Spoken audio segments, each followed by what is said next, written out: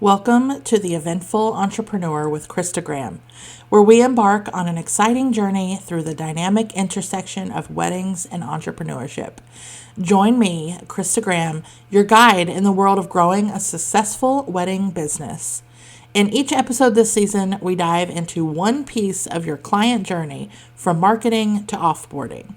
Whether you're a seasoned wedding pro or just starting, this podcast is your go-to resource for navigating the intricacies of the wedding industry. Hi, and welcome back to the Eventful Entrepreneur podcast. Like the intro said, no, but hi, and welcome back to the podcast.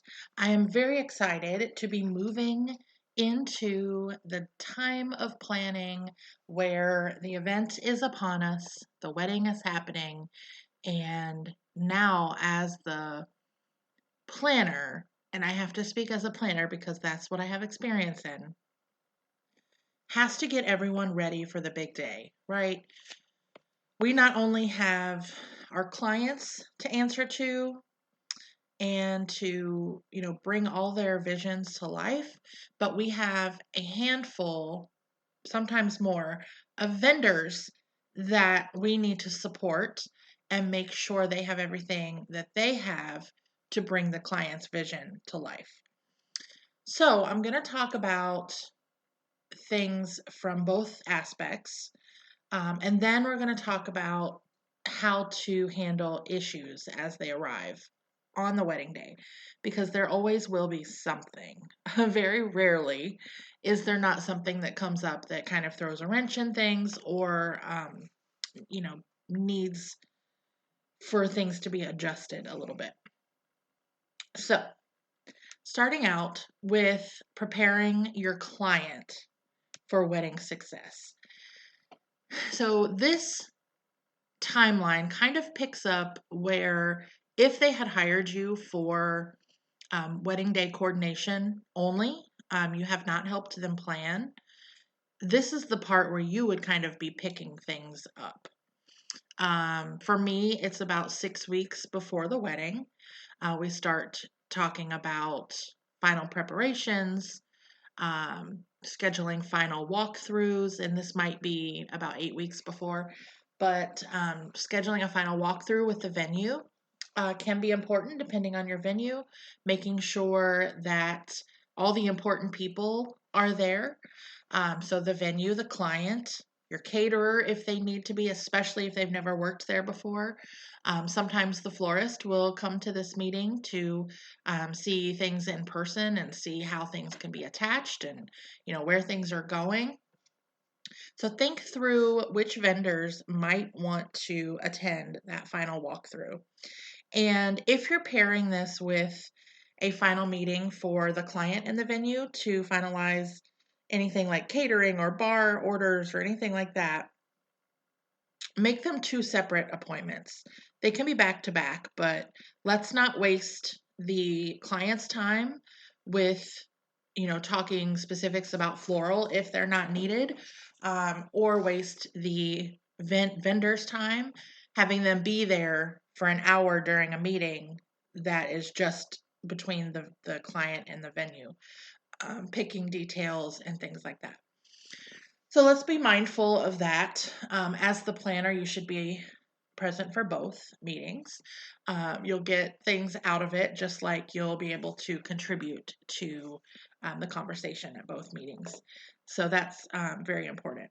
You'll want to go over the event timeline, the layout, any last minute adjustments, any kind of hanging chads that are not answered.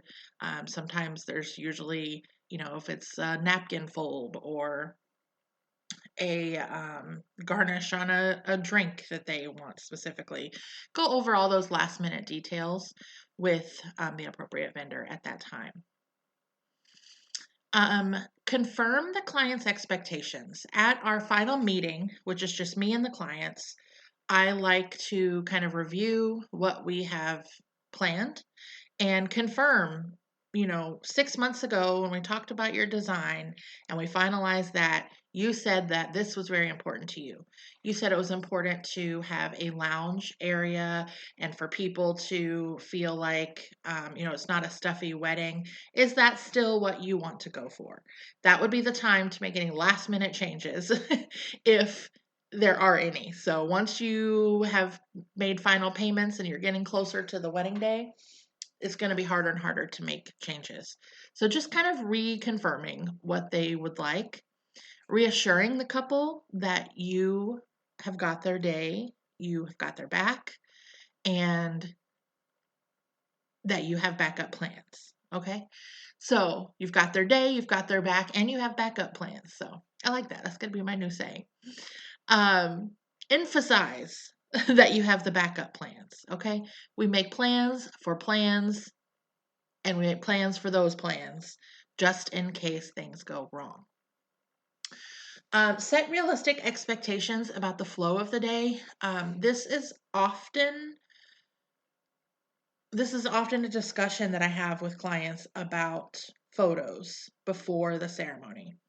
So set their expectations in that if hair and makeup runs longer than anticipated, it would cut into some photo time. So that's why we build in more time for photos than you think you need. If maybe hair and makeup goes okay and is done maybe even early, photos can get started early. Great. Everybody gets in the bus. You're going to your first photo location and the highway is shut down. The bus has to turn around and take a different route. You lose some time there. Just manage their expectations and try to encourage them not to get upset or anxious about every little thing that might go wrong.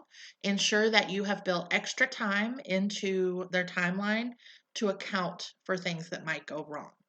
With that being said, you're also going to encourage them to let their wedding party know that there is a timeline and that they can't be dilly-dallying or showing up late or not following the timeline, just because they feel like there's extra time built in. It is still important to be where you need to be on time. So make sure that they are also setting the expectation with their clients or with their wedding party. And you're going to set that expectation at the rehearsal, which is often the first time you get to speak to the wedding party. Have your emergency kit ready. I typically go through the emergency kit the beginning of the week of the wedding and just double check and make sure nothing has run out, giving myself enough time that week to go to the store or order from Amazon or whatever I need to do to make sure that I have everything that's needed. And often I don't need anything from it, which is nice. But, just like those backup plans, we have them just in case. So like I said, my final meeting with the client is typically 4 to 6 weeks before the wedding. However, communication does ramp up as far as emails and text messages if needed. That's up to you and your business practices and what you want to allow. But leading up to the week of the wedding, there is more communication and confirming timelines and confirming scheduling, things like that. But my final big meeting with them is about 4 to 6 weeks before the wedding. That's when we go through the whole entire timeline that I've built out, filling in any blanks, making any adjustments. I ask them any questions that I need clarification on. And then I have had a few clients request a call the week of the wedding, which I'm totally fine with. Most of the time we don't need it, but sometimes that just helps, ease their nerves a little bit, and I am happy to accommodate that.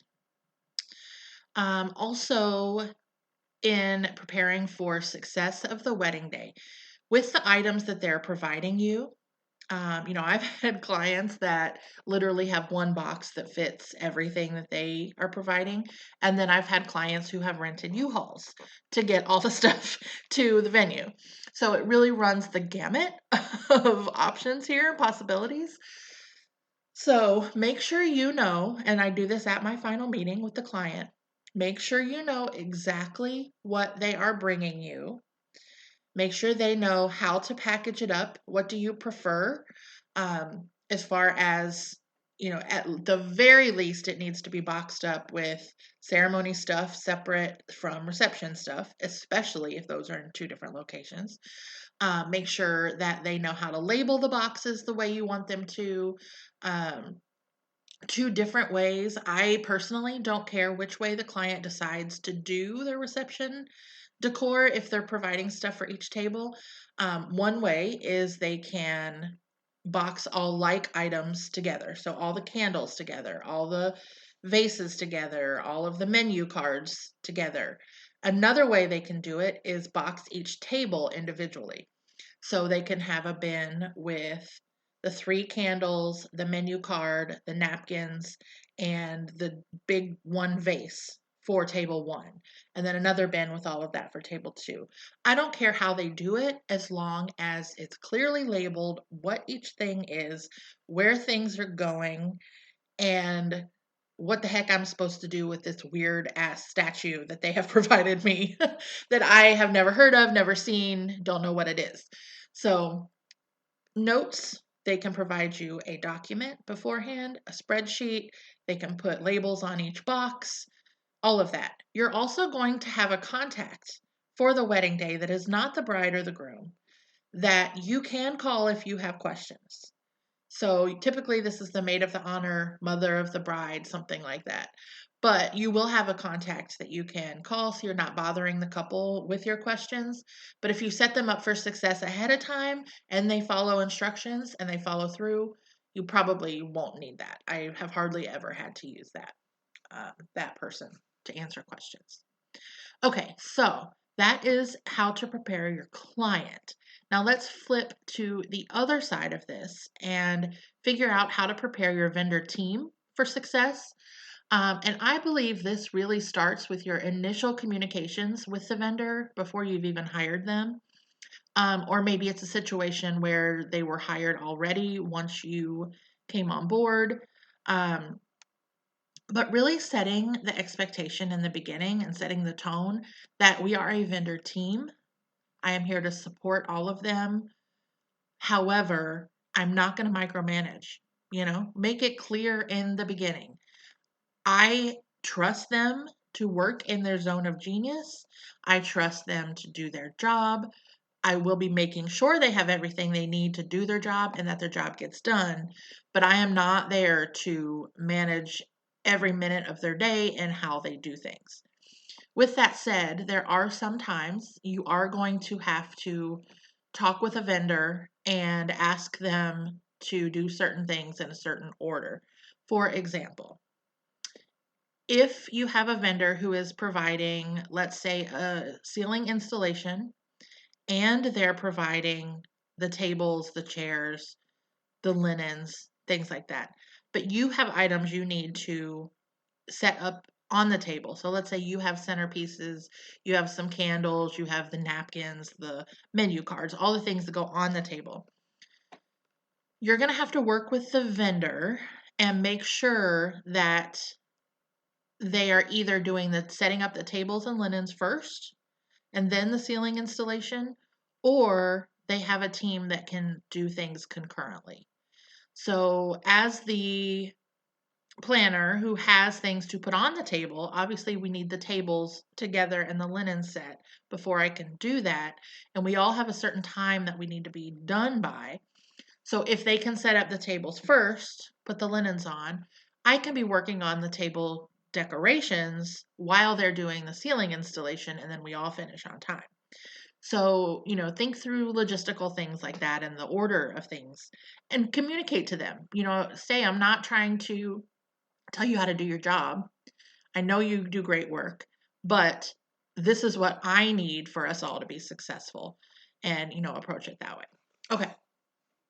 So, you are going to need to think through each vendor, what service they're providing, what items they're providing, and what they might need along the way. So I'll give you just a few examples. We could talk all day if I tried to list examples for every vendor type. But for a florist, you want to make sure they understand the layout, they understand the time they can start setting up, they understand the time they can return if they're coming back to pick up things at the end of the night. You want to make sure they understand any venue restrictions, like if they're allowed to attach things to walls, and if so, what are they allowed to use? Can they tape things? Are there hooks already on the ceiling that they can use to hang a ceiling installation? Do they need to bring that? Do they have the ladder that they need to get up to the ceiling? How high is the ceiling? All of those things that you need to make sure they understand all of that. Coordinating their setup schedule also with the venue and the photographer. If the photographer wants to get in before the ceremony to take photos before guests arrive, then maybe their setup time needs to, their finish time needs to be an hour before guests arrive. They don't have all the way up until guest arrival. Example number 2, let's chat about catering. Catering is a massive undertaking, especially if they are not built within the venue. What does the kitchen have? Is there even a kitchen to work out of? Do they need to bring stuff and set up their own kitchen? Obviously, this would be done way before the week of the wedding, but things that they need to know to be successful. Is there water access? If they're providing drinks or bartending, is there ice on site? Does that ice machine actually work? Does it need to be plugged in at any certain time, or does it stay plugged in all the time? How do I work the ice machine to make sure that the ice is actually going to be produced in time for the wedding? Thinking through all of these things and working with the caterer, saying, what do you need to be successful? What questions do you have that I can get answered from the venue? Going over any dietary restrictions or last minute changes with the catering team. If the floor plan was flipped around, or 2 people got sick and couldn't make it, but there's 2 more people coming to take their spot, but they have different dietary restrictions or a different entree option, all those things. Also, again, making sure the timeline includes buffer time in the case of catering running behind, because you can't control another vendor and how fast they're working. You can be encouraging and you can try and hold them to timeline. You can give them reminders all damn day long about what time things are happening, but you can't make them work faster if they're not willing to. Okay, working with I had venue next to my notes, but let's skip that for a second. Go to photographer and videographer. A lot of times when a client does not have a planner, the timeline falls on the photographer and or videographer. It's not fair, but in order for the photographer to be successful and know that they can get all the shots the client wants, they will make that timeline for them. And if you're a photographer, you know this, it's not your job, but you will do it anyway. And I'm sorry that not all clients have a planner to do this. So my first question to photographers and videographers is, hey, how much time do you need to get all these shots? I cannot assign a time to that. I can make an educated guess, but especially if it's a photographer that you've never worked with before, you need to ask them, how much time is this going to take you? Because in the end of the day, if the client doesn't have a certain shot that they wanted, or they miss out on a certain photo location because things ran behind, they're going to blame the photographer and the planner. Those are the two people that they're going to blame. So make sure you're setting the photographer up for success by building enough time into the timeline that they need to get those shots. And that means getting the shot list from your clients beforehand, getting the list of family and friends that they want in those shots, photo locations if they're driving around to all different parts of town, getting all that information ahead of time. All right, let's go back to venue. So venues are an odd duck. It can be very, very, very different.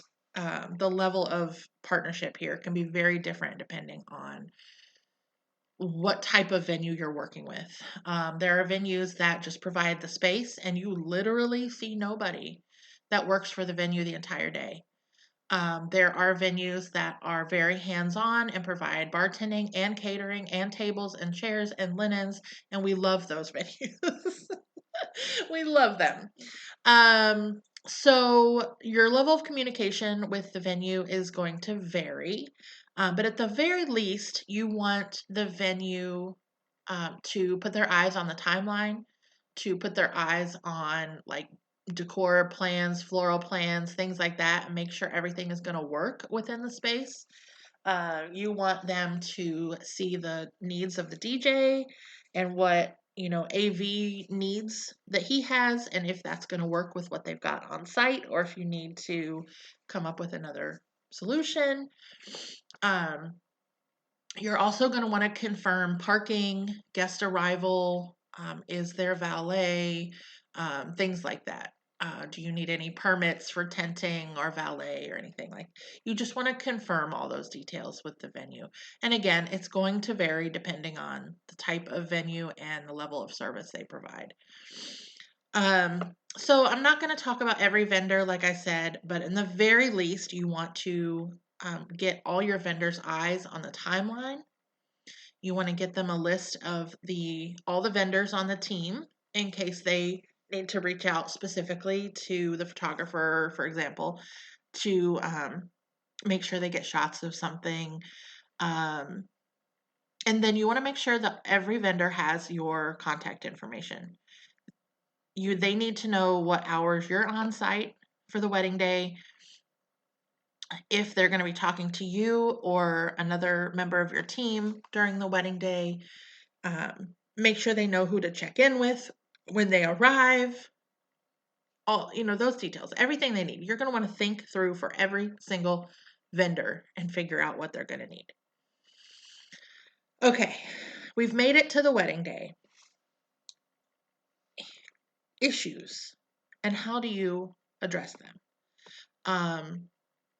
So there are proactive ways to address issues, and that is during what we just talked about. Anything that you see that could be a problem, you want to communicate that ahead of time to the vendor. So if you have a band and the venue has 100 decibel level limit for one reason or another, you want to make sure the band knows that, and you want to ask them, how do you ensure that you're under this limit throughout the night? Or just give them a heads up. Hey, the venue is going to be checking. If you reach over 100 decibels, they're going to ask you to turn it down. I need you to cooperate with that. Another thing is, especially if you've worked with a venue before and you know they have a certain limitation. So I've worked at a venue a couple times where the place where the vendors eat dinner is not typically large enough if the clients have hired a band. Because band comes with a lot of people. So you might have a 5-person band, but they actually have 8 to 10 staff members with them on site. So what is the option there? Are we going to eat in shifts? Is somebody going to go eat on the patio? Are we going to have a temporary extra table set up on the dance floor for vendor? Like, what is our plan? We have many options. What is the plan? So proactive communication. The next type of issue and how to handle it is reactive. So these are things that, let's say on the wedding day, your florist has not arrived. It's 30 minutes past the time they're supposed to be there, and they've not arrived yet. You're reacting to a situation that is happening beyond your control. So let's say the florist is not there. You can't get a hold of them. What do? Okay, I look at my timeline and I say, what's the worst case scenario? If this florist has until noon to arrive and have enough time to set everything up. If they are not here by 11:30, what am I going to do? Do I have backup decor that I can get from my own stash and be back here by noon to set up? Do I have extra people I can call in if the florist says I'll be there, but I can't be there until 2? My car died and my ride can't get me there until 2. do I have extra people I can call in to help them set up the floral so that they can get done on time? Can I do things now that I was saving for later so that I'm available to help them when they arrive and we can get done on time? Even if you aren't making the final decision right now, you want to say to yourself and your team, if the worst case scenario happens, what are my plans A, B, and C? And how do I know which plan I'm going to use? So you're going to make a plan for the plan. Another example, let's say catering is running behind. I had a wedding where despite my best efforts of communication with the caterer ahead of time, they just simply flat out refused to work with a wedding planner. And they were late all throughout the day. Appetizers were late. The bar was late opening at cocktail hour. People, at dinner time, people were looking around like, is it time to eat yet? We had our salads and rolls. People were done eating those. No entree was in sight. So, remember when I said I don't like to micromanage? That goes out the window when a vendor is just outright refusing to put the pedal up to the metal. Like, we are 30 minutes past the time that dinner was supposed to go out. We need to get foods on plates in the next 5 minutes. What do you need from me to make this happen? This is how you talk to vendors like that. You need clear communication. What do you need from me to make this a successful event?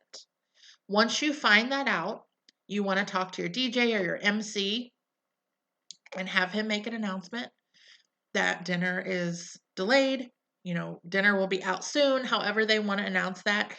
But maybe you can pull the first dance in this time while we're waiting for them to get started. Maybe there's something you can rearrange that will give the guests something to focus on and not the fact that they're hungry and their plate is still empty. And of course, talk to the client about this. Say, hey, catering is a little bit delayed. Are you fine with moving first dances to now instead of after dinner? Sometimes they will be, sometimes they won't be. But communication, especially with the DJ there, is important. Weather issues for outdoor weddings and or even just getting the guests and the clients from car to inside the venue when weather is a problem. For outdoor weddings, you just always want to have a backup tent booked just in case. You can always cancel and ask what their policy is when you book it. If you don't need it and they cancel, can they get some of their money back or, see what their policy is on that? But oftentimes it's worth spending the money to have the backup and not needing it than not spending the money and then being monsooned on during your ceremony. All backup plans need to be communicated to all vendors for weather issues if that is a concern. And ask the other vendors how they're prepared to adjust in the case of XYZ bad weather. But the most important thing is staying calm under pressure when these things do go wrong. Being respectful and firm to other vendors is important. Don't get nasty because catering is running 30 minutes behind. Don't get nasty because floral didn't bring enough people to get their job done. Like, firm and kind is important. But staying calm. Stay calm. Don't let people see that your feathers are ruffled. Don't let people see you sweat. I'm a sweater, so they're going to see me sweat physically, but emotionally, don't let them see you sweat. The number one thing, especially for me as a planner, and I assume this would extrapolate to other vendors, have enough support. I always, always, always have least, or I try at least, to have one person with me, even if I don't think I'm going to need them, because if problems arise, they can still be checking the tasks off the list while I fix the problem. It is helpful to have somebody there to bounce ideas off of. If things go wrong and you need to make a backup plan, sometimes my team has a better solution than I do. It helps to have that hive mind there when you're trying to think through something. Um, and again, proactive versus reactive problem solving. If you are proactive in solving a lot of issues before the wedding week comes, it's going to make your wedding day so much smoother. I promise you, the more you do this, the more prepared you're going to be and the smoother your wedding days are going to be. And you know what? Sometimes just going with the flow is what has to freaking happen. I've had weddings where the client is like, we're going to be on time. We're going to be on time. We're not going to get off track. We're going to be on time. And you know what? The wedding day comes. Important family members are not there on time. So, of course, they're not going to want to start the ceremony, and they just are kind of like, you know what? It is what it is. We'll start the ceremony late, we'll cut the cocktail hour short, and we'll move on with the night. So just being flexible in the moment is always important. All right, so that was our episode on preparing clients and vendors for the actual event. To close out this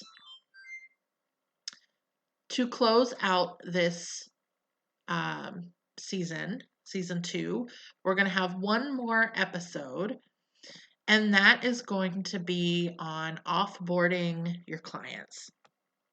So I'm not really sure exactly when this episode will air. I'm assuming probably first week of November or last week of October.